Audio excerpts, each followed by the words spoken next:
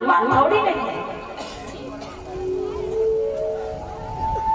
और हमने देखा भी है कि ननद जो है वो कुछ ज्यादा ही ऑर्डर चलाया करती है। और मेरा उन बहनाओं से कहना है कि आप अपने बारे में जरा सोच के रहना पहले से, क्योंकि तुम्हारे सामने भी तो समय आएगा। हाँ, इसलिए तुम जैसा करोगे फिर वैसा ही भरोगे। अगर सास सुनाना, सास अगर बहू का झगड़ा हो रहा हो तो वहां ननद का कोई काम नहीं है, बोलना भी नहीं चाहिए, गलत बात होगी। और सास बहू का झगड़ा हमेशा होता ही रहेगा, होता ही रहेगा। तुम चली जाओगी ससुराल तब भी होगा, क्योंकि भैया बहू ये चाह करती है हमेशा कि हम आए हैं उसी दिन से हमारे घर में, जैसे हमारी यहाँ पे हुक्म चले, हम जो कहें वही होना चाहिए, तो बड़ी खुश रहे। और जो बोले कि इतनी सी बात नहीं मानी भैया, तो छोटी सी बात पे नाराज हो जाती है। माँ रूठ जाए, माँ फिर भी अपने बेटे को मनाती है, और पत्नी रूठ जाए तो सीधी माँ की जाती है। यहाँ कहीं रुकने वाली नहीं है।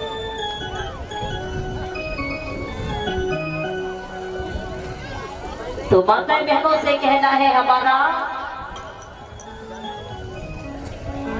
कि अपने ससुराल वालों को घर परिवार वालों मानती हैं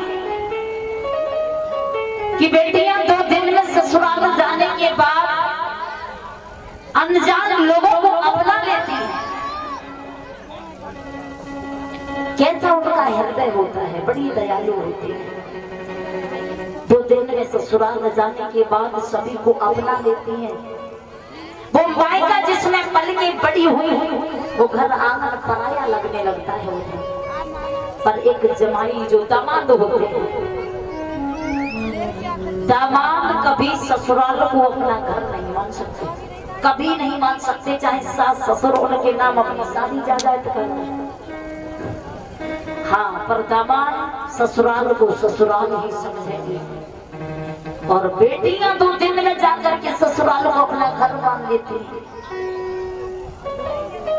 घर में अगर कोई खाने के लिए बोल दे कि हमें भूख लग रही है, तो सब काम छोड़ के खाना बनाएंगी, और स्वयं अगर भूखी हो तो सब चलेगा। अभी थोड़ी देर बाद खाना बनाएंगे तभी खा लेंगे। स्वयं भूखी बनी रहेंगी पर घर में कोई भूखा ना रहे। कैसा इनका हृदय होता है, बड़ा कोमल होता है हृदय। मेरे बच्चों, देवक जी कंसराज से कहने लगे हैं, बेटा कंसराज, घर में तुम्हारी बहन शादी के लायक हो चुकी है। घर में अगर बेटी जवान हो तो बेटी के हाथ पीले कर देने चाहिए, क्योंकि इस जिंदगी का कोई भरोसा नहीं है। कन्यादान सबसे बड़ा दान बताया गया है। बेटी का कन्यादान लेकर के इंसान तर जाता है।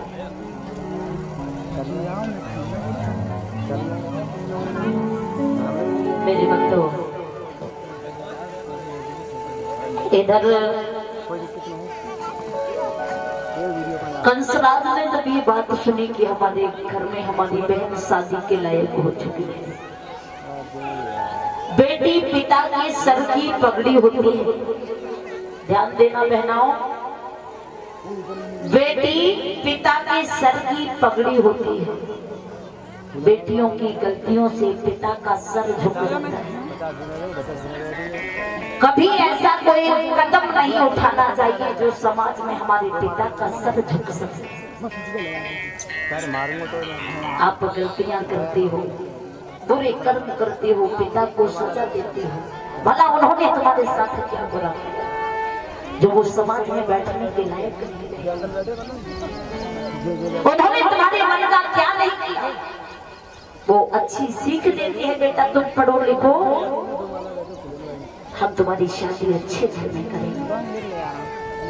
कुछ बेटियां ऐसी होती हैं माता पिता के बारे में नहीं सोचती, हमने जो करना होता है वो करते हैं।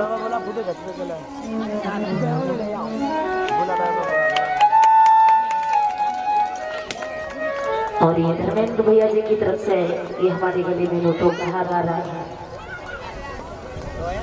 कामना करेंगे ऐसे भक्तों को समाज में सम्मान मिलता रहे। मेरी बहनाओं, ये हमेशा याद रखना कि परिवार की इज्जत हमेशा सलामत बनाए रखना। क्यों? बुजुर्ग लोग कहावत में कहा करते हैं कि नाम चलाए बेटी या फिर लोग।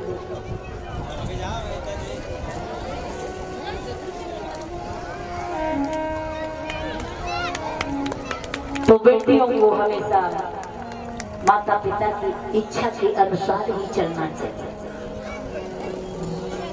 कि समाज में माता पिता की हमेशा इज्जत बनी रहे, कोई हंस न सके, हमारे पिता का सर हमेशा ऊंचा रहे।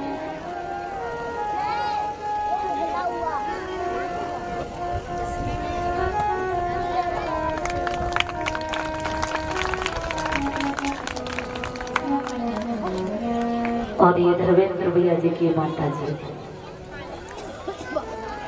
ये हमारे गले में नोटों का हार डाल के सम्मानित कर रही हैं। और ये बूढ़ी माता जी, ये भी हमारे गले में नोटों का हार डाल के सम्मानित कर रही हैं।